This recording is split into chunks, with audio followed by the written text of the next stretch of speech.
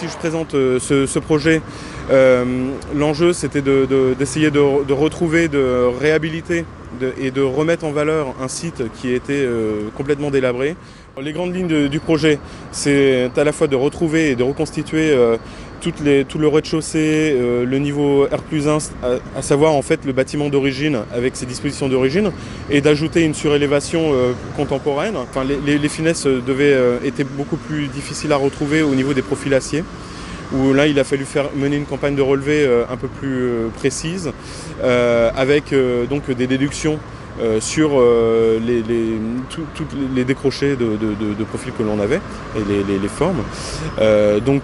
On avait à la fois des hublots qui rappelaient l'identité de la piste Molitor, tant au niveau de ces effets de volume qui rappelaient les paquebots, et d'autre part aussi des châssis un peu plus traditionnels qui rappellent plutôt les vitrines de boutiques des années 30.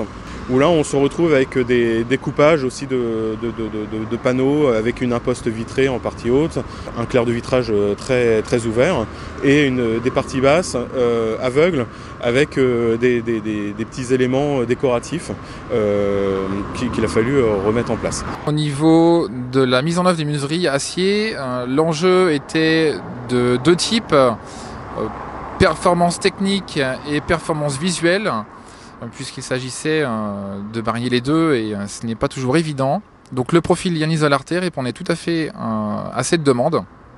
Un profil très fin, respectant les normes actuelles et qui a été mis en œuvre dans les règles de l'art. Nous avons dû adapter deux gammes de profils, la gamme Janisol Arte et la gamme Janisol, de manière à pouvoir respecter les dimensions des ouvrages à réaliser.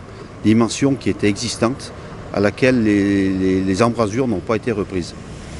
Donc nous avons fait des prototypes, nous avons réalisé des montages ateliers qui nous confirmaient que le mariage de ces deux gammes était compatible, et nous avons installé ce mariage sur place.